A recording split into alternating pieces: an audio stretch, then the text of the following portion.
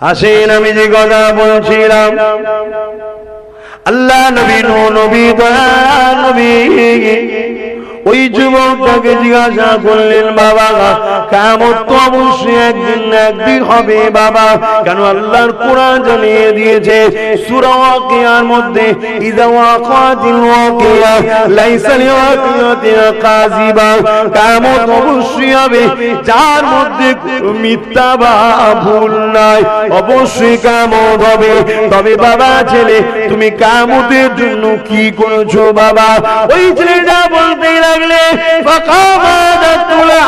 কাসীরা সালাতি ওয়া সিয়ামিন, ইয়া রাসূলুল্লাহ ইয়া হাবিবাল্লাহ, বেশি বেশি নামাজ রোজা করতে পারি না, ফরজ ও সুন্নতে মুআক্কাদা দুটো আছে, ইল্লা তবে আন ইউহিব্বুল্লাহ রাসূলুহু, আমার অন্তরে আমার কলবে আমার হৃদয়ে সব থেকে বেশি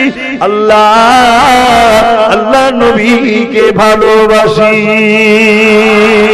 নবী আমার কি উত্তর দিয়েছিলেন? আল মারউ মা মান হাব্বা। এ বাবা ছেলে রে,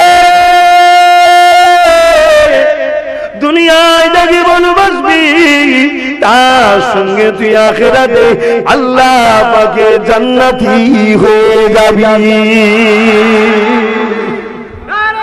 আল্লাহ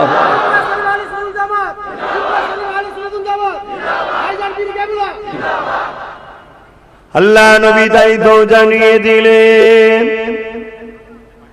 আমার সাহাবারা আমার উম্মতিদেরকে জানিয়ে দেবে, সোহবত একটা বড় জিনিস। ভালো সোহবতে থাকলে অবশ্যই তারা একদিন ভালো হয়ে যাবে, খারাপ সোহবতে থাকলে অবশ্যই একদিন খারাপ হয়ে যাবে। আজ আমাদের কওমের যুবকগণ, আমাদের মা বোন বাপ বেটিগণ এত খারাপ হয়ে যাওয়ার কারণটা কি? আমাদের সোহবতগুলো খারাপের সাথে হয়ে যায়। বছরে একবার মাহফিল দেন, শুধু তখনই তো এসে আমাদের কাছে বসে, বাকি সময় দুনিয়া জমিনে ইবলিসের অনুসারীদের সঙ্গে উঠা বসা করি। এই জন্যই তো আমরা বরবাদ হয়ে যায়। অথচ আল্লাহ পাক কোরআন পাকের মধ্যে জানিয়ে দিলে, ইয়া আইয়ুহাল্লাযীনা আমানুত্তাকুল্লাহা, এ বিশ্বাসী ঈমানদারেরা, এ আমার বান্দা বান্দীরা যারা ঈমান এনেছিস, আমানতু বিল্লাহি ওয়া মালাইকাতিহি ওয়া কুতুবিহি ওয়া রাসূলিহি ওয়াল ইয়াউমিল আখির ওয়াল কদরি খায়রিহি ওয়া শাররিহি মিনাল্লাহি তাআলা ওয়াল বা'স বাদাল মাউত। এ আমার বান্দা বান্দীরে, তোরা যারা ঈমান এনেছিস, আমি আল্লাহ আমার উপরে, আমার রাসূলদের উপরে, আমার কিতাবগুলোর উপরে, আমার আখিরাতের উপরে, আমার উঠানো হবে মৃত্যুর পরে। ভালো মন্দ তাকদীর আল্লাহর পক্ষ থেকে তোরা শুনে রেখে দে, আমি আল্লাহ আমাকে ভয় কর। কেননা আমার নিজামকে, আমার কানুন আইনকে পৃথিবীর কেউ কখনো পাল্টাতে পারবে না। আমি আল্লাহ তোদেরকে সুযোগ দিয়েছি, আমি আল্লাহ তোদেরকে ছাড়ও দিয়েছি, কিন্তু ছেড়ে দেবো এটা তোরা ভাববি না। হ্যাঁ, তাদেরকে ছেড়ে দেবো যারা ভুল করার পরও আমি আল্লাহ আমার কাছে এসে মাথাটা নত করে দিয়ে অনুতপ্ত হওয়ার পরে বলে, আল্লাহ ভুল করে ফেলেছি, আল্লাহ অন্যায় করে ফেলেছে, আল্লাহ খাতা করে ফেলেছে, শয়তানে ঢুকাই পড়ে রক্তের গরমেতে আপনার বান্দা ভুল করেছে, আপনার বান্দি ভুল করেছে, নাফরমানি করে ফেলেছে। এ আমার দয়ালু আল্লাহ, আপনি আমাকে ক্ষমা করে দিন। আল্লাহ নবী জানিয়ে দিলেন, আমার আল্লাহ পাকের দয়া ও গজবের প্রতিযোগিতায় সাবাকাত রাহমাতি আলা গাযবি, আল্লাহর রহমত প্রতিবারে ফাঁস হয়ে যায়। যারা ফিরে এসে নত হয়ে মাথা নত করে দিয়ে রব্বি রব্বি আওয়াজ করে আল্লাহ পাকের কাছে ক্ষমা চেয়ে, আমার আল্লাহ কিন্তু তাদের মাফ করে দেয়। আল্লাহ ইয়া রাসূলুল্লাহ আল্লাহ। তাহলে আল্লাহর আইন কিন্তু পাল্টাবে না, কিন্তু কেউ যদি স্যালেন্ডার হয়ে যায় নিঃশ্বাসটা ফুরোবার আগে, যে খোদা আমি ভুল করে ফেলেছি, জন ছেলে টিভি দেখে ফেলেছি, গান শুনে ফেলেছি, মদ খেয়ে ফেলেছি, বা নোংরা অবৈধ সম্পর্ক করে ফেলেছি, ক্ষমা কিন্তু আছে যদি সে ক্ষমা চায়। আর যদি মাথা নত না করে মেজাজে থাকে, একটা নির্দিষ্ট দিন পর্যন্ত আল্লাহ কিচ্ছু বলবে না। একটা কথা প্রায় জায়গায় বলে থাকি, আপনাদেরকে বুঝাতে চাইছি। অনেক ছেলে মনে করে যে যখন হবে তখন দেখা যাবে,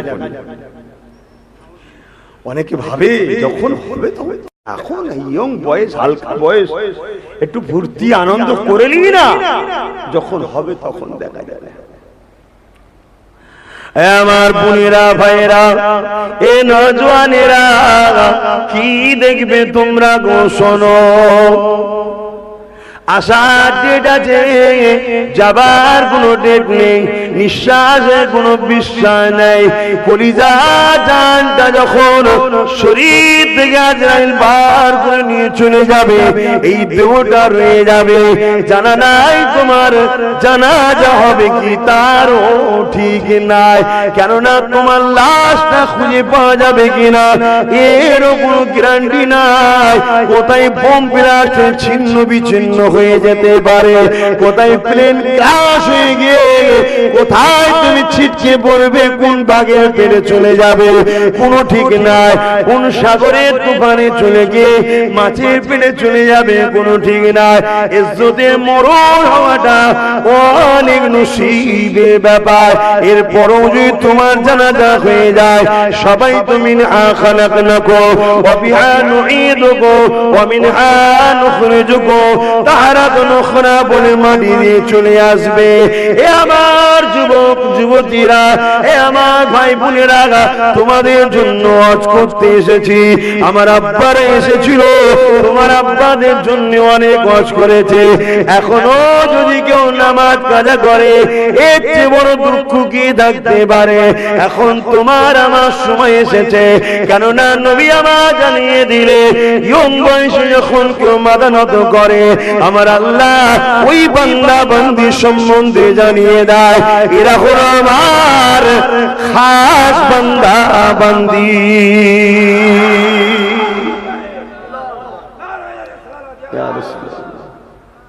আহা, এই বয়সটা দিয়েছে কে? এইটাই তো আল্লাহকে ফিরে দিতে হবে। কি দেখবে? নিঃশ্বাস ফুরিয়ে গেলে কেউ আপন নয়। 4 দিন বাপ কাঁদবে, মা কাঁদবে, বউ কাঁদবে, ছেলে কাঁদবে, সব ভুলে যাবে। এটা দুনিয়া, সত্য কথা, খারাপ না, এটা হবে। মানুষ এটা না করলে সংসারও তো করতে পারবে না। এটা দুনিয়াদারি ছাড়ো, শোনো কথা বলো।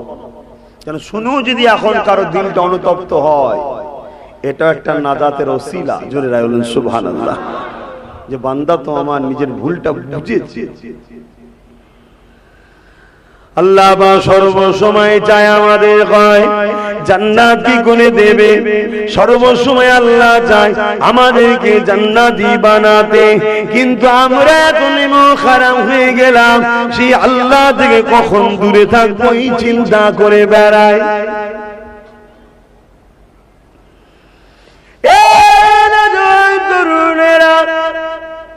যখন কোন বান্দা বান্দি নামাজ মসজিদে আযান দেয় আর নামাজ কাজা করে ইদি গুদি আড্ডা দিয়ে বেড়ায়, বা যখন কোন জায়গায় কোরআনের মাহফিল হয়, বান্দা বান্দি মাহফিলকে শুনে না, গান শুনে, যখন দুনিয়া জমিনে বান্দা বান্দি এক কথাতে আল্লাহ পাকে নাফরমানি করে বেড়ায়, ওই সময় আমার আল্লাহ পাক ওই বান্দা বান্দি দিওকে ডাক দিতে লাগে, ওরে আমার বান্দা রে, ওরে আমার বান্দি রে, কোন জিনিসটা জিনিসটা তোরা দেখলি যেটা আমার থেকে তোদেরকে দূরে সরিয়ে দিল, এমন কে রয়েছে?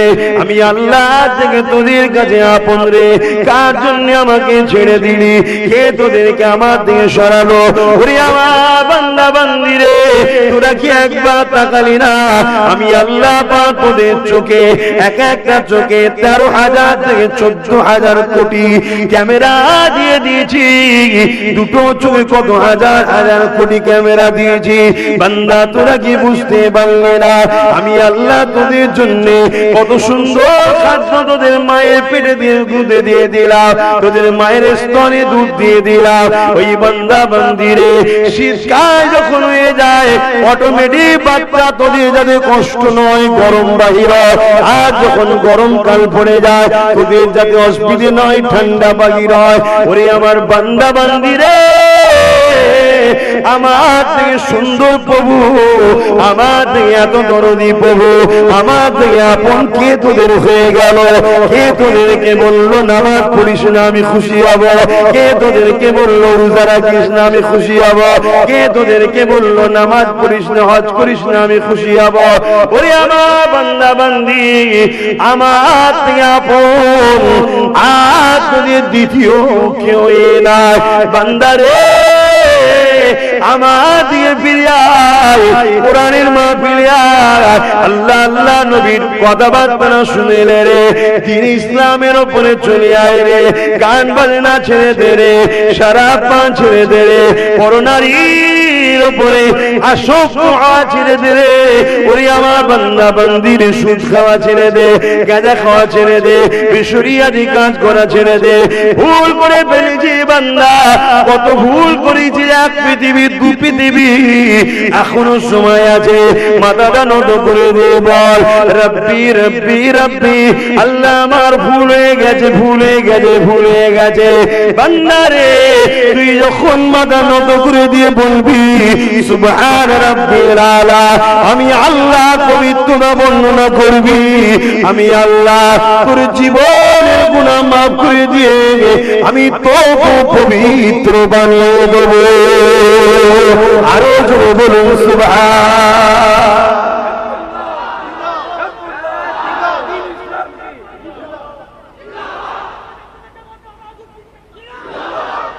আল্লাহ, আহা কি করে আমরা থাকি সেই রবকে ছেড়ে দিয়ে, যিনি পারে কত গরম আবার মেঘলা করে দিয়ে পানি দেয়। কে দেয়?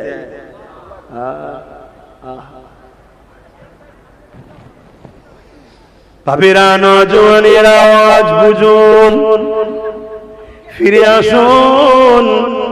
তাই আল্লাহ জানিয়ে দিলেন বান্দা বান্দিরে, আমি আল্লাহ আমাকে ভয় কর, অকুন মা'আস সাদিকিন, এবং সত্যবাদীদের দলভুক্ত হয়ে যা। সত্যবাদী কারা? ইহদিনাস সিরাতাল মুস্তাকিম, মুস্তাকিম যারা, মুস্তাকিম কারা? সিরাতাল্লাযীনা আন'আমতা আলাইহিম, যাদের উপরে আল্লাহ ইনাম দিয়েছে তারা। কাদের উপরে আল্লাহ ইনাম দিয়েছে? মিনান নবিয়্যিন ওয়াস সিদ্দিকিন ওয়াস শুহাদা ওয়াস সালিহিন। এই চার শ্রেণী যাদেরকে আল্লাহ বলেছে আমার প্রিয় বন্ধুরা।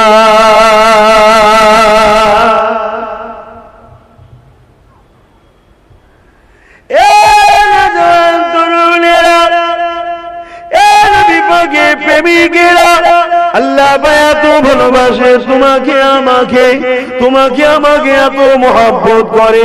আল্লাহ নবী জানিয়ে দিলেন, কোন বান্দা বান্দি নিজের গুনাহ কথা খেয়াল করে নিয়ে মাথাটা নত করে দিয়ে চোখের পানি ফেলার চেষ্টা করে, কিন্তু গুনাহ করে করে অন্তরটা পাষাণ হয়ে গেছে, চোখ দিয়ে পানি বেরোতে চাই না। ওই বান্দা বান্দি যদি কান্নার মতো মুখটা করে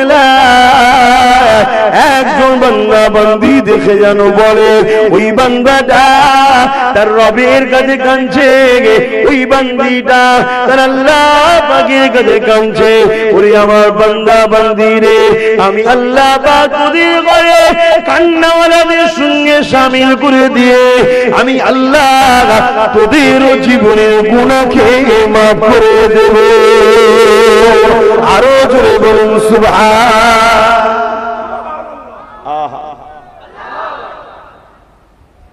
এরপরও যদি আমরা ফিরে না আসি আমার আল্লাহর কিচ্ছু হবে না,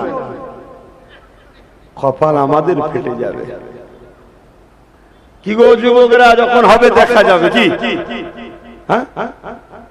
এরা মনে করো নাকি? আহা কি দেখবে, চুলের থেকে সরু হীরের থেকে ধার, পুলসুরাত পার করে জান্নাতে যেতে হবে। আল্লাহ বলবে যাও ওই পুলটা পার করে জান্নাতে চলে যাও। চুলের থেকে সরু হীরের থেকে ধার, গল্প বলছিনি আমি, নবী আমার দেখে এসেছে, সাহাবাদেরকে শুনিয়েছেন, হাদিস শরীফ হয়ে গেছে, অস্বীকারী কাফের হয়ে যাবে। চুলের থেকে সরু, আল্লাহর কুদরতি ক্ষমতা আছে না না? হীরের থেকেও ধার, তলায় জাহান্নামের আগুন দাউ দাউ করে জ্বলছে, পার হতে পারবে তো? আল্লাহ নবী বেবি ফাতেমাকে বলেছিলেন, এ ফাতেমা ওই জায়গাতে আমি বসে বসে আল্লাহ পাকের দরবারে কাঁদতে থাকবো। ও আমার আল্লাহ পাক, আমার বান্দা আমার উম্মত উম্মতি গুলো এই পুলটা কি করে পার হবে? আমি আমার বান্দা বান্দিরা উম্মত উম্মতিরা যখন পার হতে থাকবে আমি দোয়া করতে থাকবো কি করে আমার উম্মত উম্মতি গুলোকে ওই পুলটা পার করানো যায়। নবী আমার জানিয়ে দিয়েছেন ওই পুল পার হতে গেলে ঈমানের পাওয়ার লাগবে, যা যত ঈমানের পাওয়ার সে তত দ্রুত পার হয়ে যাবে। চোখের পালক ফেলতে দেরি আছে, ঈমানদারদের ওই পুলটা পার হয়ে জান্নাতে যেতে দেরি না। ঈমানকে বাড়ান, ঈমান মজবুত করে। ঈমানটা কি জিনিস? ঈমান হলো সব কিছু থেকে আল্লাহ নবীকে রাসূল বলে চিনে জানে দেখো বেশি ভালোবেসে মেনে নেওয়া।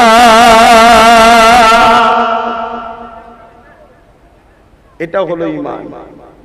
সব কিছু থেকে, বউ ছেলে বলে, স্ত্রী স্বামী, বাপ মা, জমি জায়গা, ঘর বাড়ি, নেতা কেতা সব থেকে, এমনকি নিজের জানের থেকেও আল্লাহ রসুলকে রসুল বলে চিনে ভালোবেসে মেনে নেওয়াটা হলো ঈমান।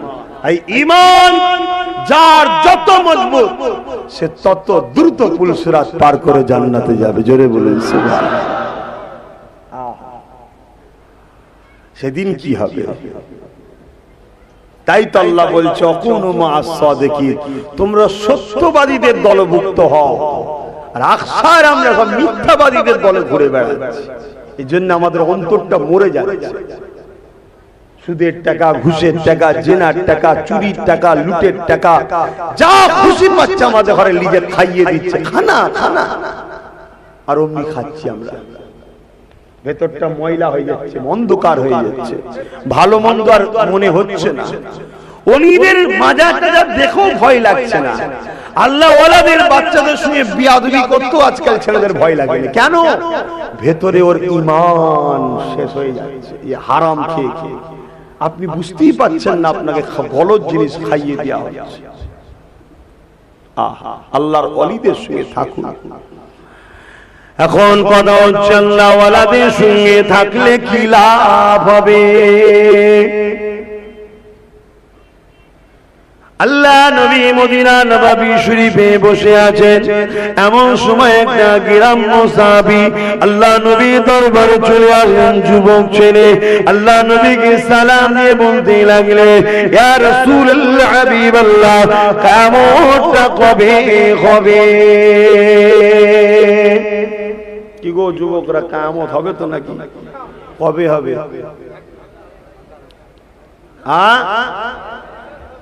কবে যাবে? কবে হবে?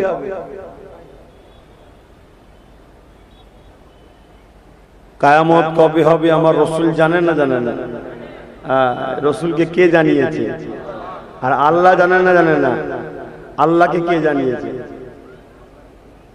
তাহলে রসুল জানা আল্লাহ জানার মধ্যে পার্থক্য আছে না? নাই।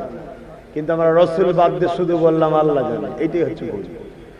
অবশ্যই আমার রসুল জানে, কিন্তু রসুলকে জানিয়েছেন কে? আল্লাহ। আর আল্লাহকে জানাতে হয় না, তিনিই তো নিজে খোদ মালিক, আর রসুলকে মালিক বানিয়েছেন। তাহলে একজন বানানো, একজন খোদ হওয়া, পার্থক্য আছে না? নাই। অবশ্যই রসুল আল্লাহর মধ্যে পার্থক্য আছে। আল্লাহ আল্লাহ, রসুল রসুল। কিন্তু রসুল আর আমাদের মধ্যে পার্থক্য আছে না? নাই। হ্যাঁ, রসুল রসুল, আমরা গোলাম গোলামি, ঠিক না বেটি? গোলাম তো নাকি নবীর? কারা কারা নবীর গোলাম? হাত তুলে দেখা। মারহাবা মারহাবা, নারে তাকবীর, নারে তাকবীর। মুস্তাফা জানে রহমতের যদি সত্যি গোলাম হও, টেনশনের কোনো কারণ নেই, কোনো কারণ নেই। কেন? মুস্তাফা জানে রহমতের গোলামদের করে জাহান্নাম পুড়াবে কি? খোদ নিজেই ঝলসে যাবে। জোরে বলুন সুবহানাল্লাহ। আসেন, আমি যে কথা বলছিলাম, আল্লাহ নবী নবী নবী ওই যুবকটাকে জিজ্ঞাসা করলেন, বাবা কিয়ামত তো অবশ্যই একদিন হবে বাবা। কেন? আল্লাহর কোরআন জানিয়ে দিয়েছে সূরা ওয়াকিয়ার মধ্যে, ইযা ওয়াকাতিল ওয়াকিয়া লাইসা লিওয়াকিয়াতিহা কাযিবা। কিয়ামত অবশ্যই হবে, যার মধ্যে মিথ্যা বা ভুল নাই। অবশ্যই কিয়ামত হবে।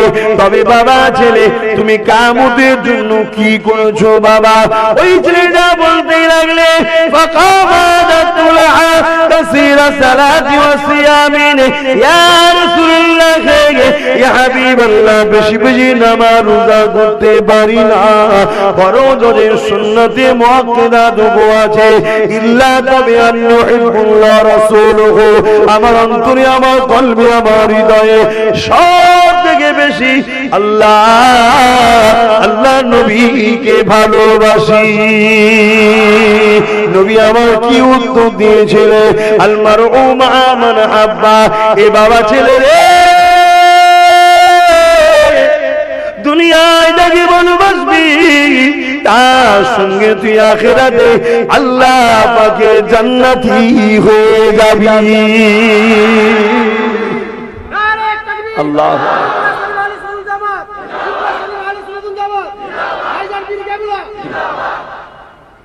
তাহলে বলুন, তাই আল্লাহ বলল, কুনু মাস সাদিকিন, সত্যবাদীদের সাথে থাকো। তোমরা থাকো সত্যবাদীদের সাথে। ওই জলসা হলে চয়েট না গেলে নয়, তাও ছিটে ফুটা কি যে কোনো ভিআইপি হয়ে গেছে ওখানে আসে নাকি? হ্যাঁ, চটে বসবো, ঘাসে বসবো, এই গরমে এত কষ্ট করব কি? হ্যাঁ, গরিবরাই তো আল্লাহকে ডাকে, বড় লোকদের আল্লাহ দরকার নাকি? সব পেয়ে গেছে। হ্যাঁ, আল্লাহর কাছে দোয়া করতে হবে, আল্লাহ আপনি আমায় ধনী করুন, কিন্তু উসমান গানির মতো করুন। জোরে বলুন সুবহানাল্লাহ। ধনী ফেরাউনের মতো করবেন না, আমি ওই ধনী হতে চাই না, তাহলে সব বরবাদ হয়ে যাবে। যদি করে উসমান গানির মতো করুন। কথা বুঝে আসছে? আর যদি আপনি আমায় গরিবই করেন, আয় আল্লাহ হযরতে মাওলা আলীর মতো করুন। জোরে বলুন সুবহানাল্লাহ। জানি মাওলা আলীর মতো করুন মানে ওনার জন্য ফলোয়ার্স হয়, ওনাকে অনুসরণ করে চলি, এরকম গরিব যেন হয়। মাওলা আলী সংসার কেমন ছিল? কেমন ছিল? কয়েকদিন খাওয়া হয়নি হযরতে আলী কারামাল্লাহু ওয়াজহু। আর ফাতেমা হুজুরকে বলছে, ফাতেমা আমি একটু তোমার আব্বাজানের কাছে যাচ্ছি। অনেকে উপঢৌকন দেয়, নজরানা দেয়। নজরানা পর্যন্ত নাকি? যেটা খুশি করে দেওয়া হয়, চাওয়াটা নজরানা নয়। চাওয়াটা দুটো জিনিস হয়, একটা পারিশ্রম করেছে, চেয়েছে তার পারিশ্রমিক, আর আরেকজন দরজার গোড়ায় এসে বা কোনো জায়গায় বলল কিছু দাও না গো, এটা হচ্ছে ভিক্ষা। এই ভিক্ষা ইসলামে অপছন্দ করে। কথা বুঝে আসছে?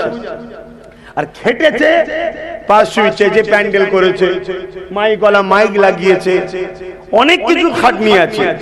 সেই খাটনিতে সে যদি বলে আমাকে এই পারিশ্রমিকটা দিতে হবে, আমি তোমার ওখানে যে খাটবো, তো এই পারিশ্রমিকটাকে ধার্য বলা হয়। কথা বুঝে আসছে? মেহনতের জন্য নেওয়া হয়। আর নাজরানা হলো খুশি করে উপঢৌকন দিয়া, বাপকেও দেওয়া যায়, মাকেও দেওয়া যায়, বন্ধুকেও দেওয়া যায়, পীরকে দেওয়া যায়, মুর্শিদকে দেওয়া যায়, ইমামকে দেওয়া যায়, আল্লাহ ওয়ালাদেরকে দেওয়া যায়। কোন শয়তানকে দিয়ে কোনো লাভ নেই। কিন্তু আমরা অনেকবার বড় বড় মাছের মাথা নিয়ে শয়তানদের খাওয়াচ্ছি। এখন বাপকে কোনোদিন দেয় না, শয়তানকে দিচ্ছে, খান না, খান। তো যাক, আল্লাহ হিদায়েত করুন, বলুন আল্লাহুম্মা আমিন। তো যাক, আমি যে কথা বলতে যাচ্ছি, ইখতিলাফে যে লাভ নেই, দুনিয়া এখন ফিতনা ভর্তি। আমি যে কথা বলছিলাম, ফিরে আসেন। হযরতে আলী হুজুর রাসূলের দরবারে গেলেন। যাবার পরে বসে আছে দীর্ঘক্ষণ। অনেক নজরানা এলো, কিন্তু হযরতে আলী পেল না। তাই মনটা খারাপ করে ঘরে ফিরে আসে। দরজার গোড়ায় এসে দরজা টুকেছে, সালাম দিয়েছে হযরতে খাতুনে জান্নাতকে। খাতুনে জান্নাত দরজা সালামের জবাব দিয়ে দেখছে, দরজা খোলার আগে সাইড দিয়ে দেখছে আমার স্বামীর মন মিজাজটা কি আছে। কয়েকদিন দেখছে মনটা মরা। জিজ্ঞেস করছে ভেতর থেকে, আমার প্রাণের স্বামী হযরতে আলী, তোমার মন খারাপ কেন? ও যে তোমার আব্বার কাছে গেলাম, যদি কিছু পেতাম, ক্ষুধার্ত আছি, নিয়ে আসতাম, পেলাম না, তাই মন খারাপ। হযরতে খাতুনে জান্নাত বলছে, আপনি নিশ্চয়ই জানেন আল্লাহ পাকের রাসূলের হাদিস যে আমার আল্লাহ সবরকারীর সাথেও আছে, শুকরিয়া আদায়কারীর সাথেও আছে। জোরে বলুন সুবহানাল্লাহ। আল্লাহ যখন দেয়নি, রিজিক যখন আমার জন্য রাখেনি, এতে মন খারাপ করার কি আছে? কেন? খেতে পেলে শুকরিয়া আদায় করব, আর না পেলে ধৈর্য ধারণ করব। দুটোতেই তো আল্লাহ রাজি। জোরে বলুন সুবহানাল্লাহ। আপনি তো খাবার আনেননি, আমি ফাতেমা অনেক খুশি যে আমার আল্লাহ আমার স্বামীকে তো এনে দিয়েছে। জোরে বলুন সুবহানাল্লাহ। কথা বুঝে আসছে না? নাই। আপনি যতক্ষণ না হাসবেন, আমি কিন্তু দরজা খুলব না। এই দরজা ঝগড়ার নয়, এটা আবদার, ভালোবাসা। আপনাকে হাসতে হবে। আল্লাহর ফয়সালা, আপনি মন খারাপ করে আছেন। চিন্তা করুন, এই ফাতেমা শিক্ষাটা পেল কার থেকে? জোরে বলুন। আর আমাদের ফাতেমা গুলো কি করে?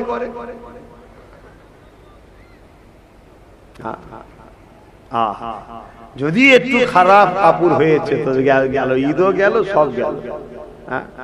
খবরদার এগুলো করবেন না। এটা গেল হযরতে আলী হুজুরের কথা। আর একটা কথা শুনেন, হযরত আলী একদিন দরবারে বসেছিল। আম্মা হযরত আলী ঘরে আসলেন, হযরত ফাতেমাকে বলতে লাগলেন, ও হযরত ফাতেমা, আপনার আব্বার কাছে দুটো বকরি নজরানা দিয়েছে। বকরি বোঝেন খাসি। এক ধনী সাহাবী দুটো বকরি খাসি নজরানা দিয়েছে। ও হযরত ফাতেমা, জান না কয়েকদিন তো ক্ষুধার্ত আছি, যে একটা কমসে কম যদি নিয়ে আসেন আমাদের, তাহলে কয়েকদিন খাওয়া তো হবে। ক্ষুধার জ্বালা সহ্য করা যাচ্ছে না।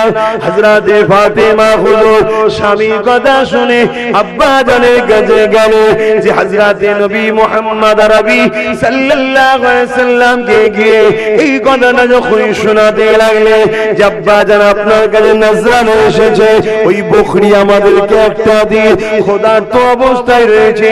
আল্লাহ নবী বলেছিলেন, এ ফাতেমা রে, একটা বকরি কি দুটো বকরি নেবে না, এমন একটা দোয়া শেখাবো যে দোয়াতে তুমি আল্লাহর আরো কাছের হয়ে যাবে। হযরত খাতুনে জান্নাত কি বলেছিলেন? যার ঘরে দুটো জান্নাতি বাচ্চা শুকিয়ে আছে, হাসান হোসেন, তিনি বলেছিলেন, ইয়া রাসূলুল্লাহ, হাবিবাল্লাহ, আমি ওই ক্ষুধার্ত নিবারণের জন্য খাসি বকরি চাই না, আমি দোয়াটা শিখতে চাই, যে দোয়ার উসিলায় আমি আমার মালিক আল্লাহ পাকের আরো কাছের হয়ে যাব।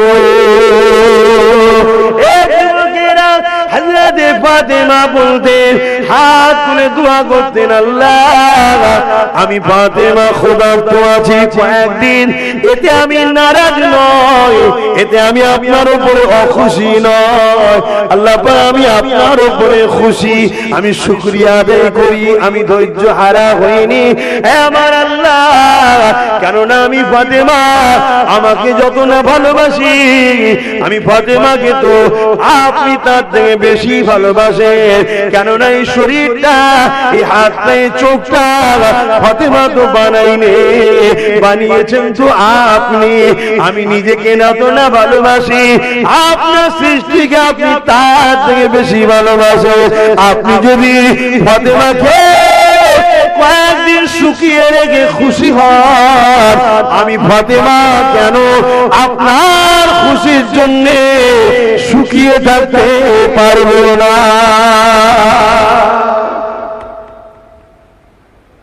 আজ আমাদের কি হচ্ছে, 100-র মধ্যে 90টা বাড়িতে বন্ধন লোন ঢুকে গেছে। কি গো, ঢুকেছে না ঢোকে? এটা হালাল না হারাম? শুধু হারাম। সুদ খাওয়া কি শুধু হারাম? সুদ খেলে 70 ধরনের পাপ হয়। তার মধ্যে প্রথম নম্বর হলো, যে সুদ খায় সে চ্যালেঞ্জ দেয় যে আল্লাহ নবীর সাথে যুদ্ধ করব, তার ঘোষণা দেয়। বলুন নাউজুবিল্লাহ। সুদরে যা, সুদরে যা, নিঃশ্বাসের কোনো বিশ্বাস নেই। তাই এরা প্ল্যান করে আমাদের ঘরে হারাম খাওয়াচ্ছে আর অলিদের থেকে সরাচ্ছে, অলিদের থেকে সরাচ্ছে। একদল অলি বেরিয়ে, একদল বক্তা বেরিয়েছে, আবার পীর অলিদের ঘরে দিন রাত গাল দেয়। এ আছে না নাই?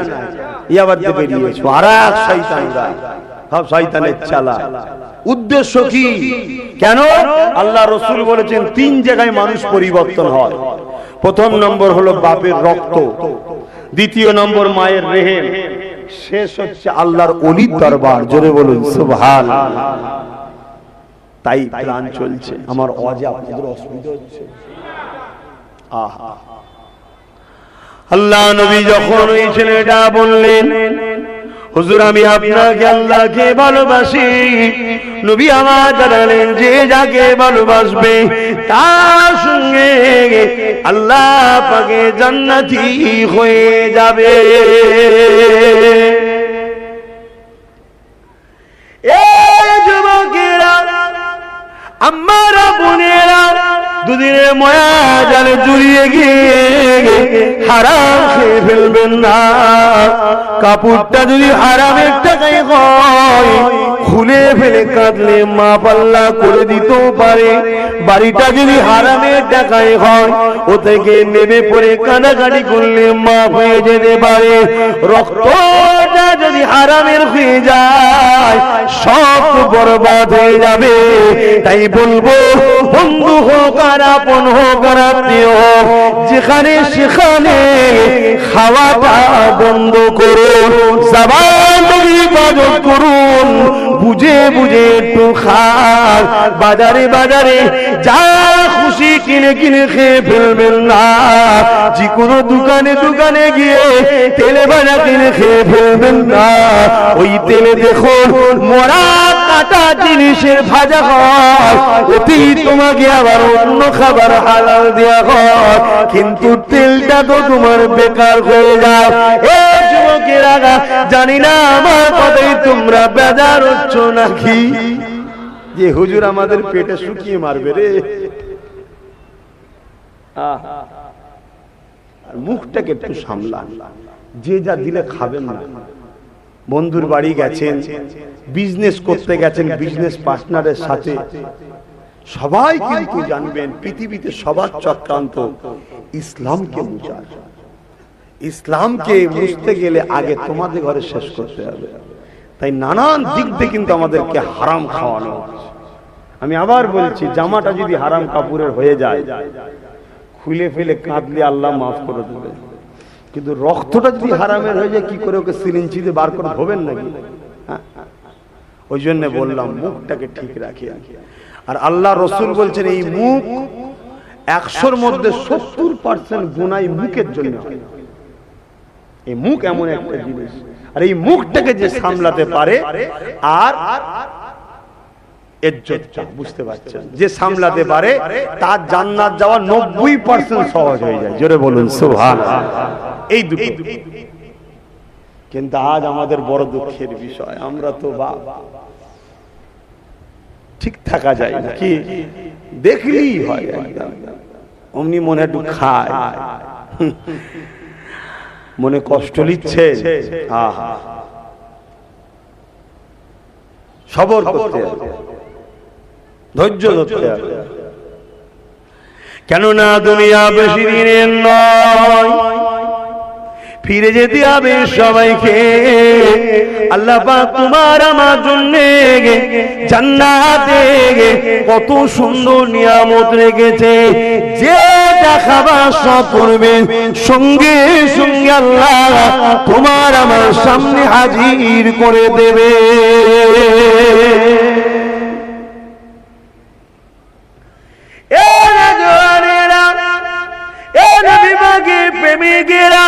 তাই আল্লাহ বললেন সত্যবাদীদের অনুসরণ করো, সত্যবাদীদের সাথে থাকো। সত্যবাদীদের সাথে থাকলে কি হবে? আপনি যদি শরাব পান করে থাকেন আস্তে আস্তে ছেড়ে যাবে। আপনি যদি ভুল কাজ করেও থাকেন আস্তে আস্তে ছেড়ে যাবে। আপনি যদি সুদ খেয়ে থাকেন আস্তে আস্তে ছেড়ে যাবে। আপনি যদি হারাম বিজনেস করে থাকে আস্তে আস্তে ছেড়ে যাবে। কেননা সত্যবাদীরা আপনাদের ঘরে বারবার আল্লাহ পাকের কথা শোনাবে, হারাম খাওয়া থেকে দূরে থাকার কথা বলবে, নায়ের কথা বলবে। এই জন্যই আল্লাহ পাক বললেন অকুনু মা'আস সাদিকিন, সত্যবাদীর অনুসরণ করো। এই যুবকেরা, তরুণীরা, প্রেমিকেরা, এই দুনিয়ার জমিনের ইতিহাস খুলে দেখেন। হযরত হাবিব আজমি বলে একটা যুবক ছিল, সবাই আপনারা জানেন, সে কিনা সুদের ব্যবসা করত। এমন সময়তে একদিন তার মহাজনের কাছে গিয়ে সুদের টাকা নিবার জন্য গেল। মহাজন বাড়িতে ছিল না, এমন করে বাড়িওয়ালি একটা খাসির মাথা কাটা ছিল, সেইটাকে নিয়ে কেমন করে রান্না করার জন্য তৈরি করতেছিল। হাবিব আজমি বলেছিল, এ বাড়িওয়ালি রে, তোমার স্বামী আমার থেকে টাকা নিয়েছে, তার সুদটা দাও। সে বলল বাড়িওয়ালা নাই।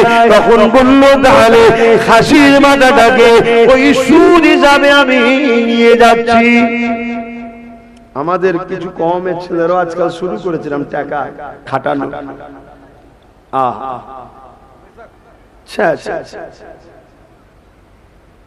আল্লাহ মাফ করেন, আল্লাহ মাফ করেন।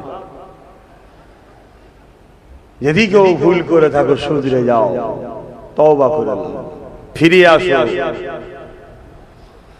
তো বাড়িওয়ালি আর কিছু করতে পারলো না, সে খাসির মাথাটাকে হাবিবে আজমি নিয়ে চলে গেল। যে নিজের স্ত্রীকে বলছে এটাকে রান্না করো, সবই আপনারা জানেন, স্মরণ করিয়ে দিয়েছি। বলবো না থাকবে? অসুবিধা হচ্ছে? বলবো? নিয়ে যে নিজের স্ত্রীকে বললো রান্না করো। স্ত্রী রান্না করেছে, হাবিবে আজমি খেতে বসেছে। ওই খাদ্য থেকে পায়খানা টাটকা খুন দেখা যাচ্ছে। যদি বলেন কেউ যদি দূরে বারে কাছে যদি শুনেও থাকে যে কই আমি যখন সুদ খাই তো গন্ধ বেরোই না, তোর কপাল ফাটা। হাবিবে আজমির কপালটা ছিল ভালো, তাই আল্লাহ তো সতর্ক করে দিয়েছে।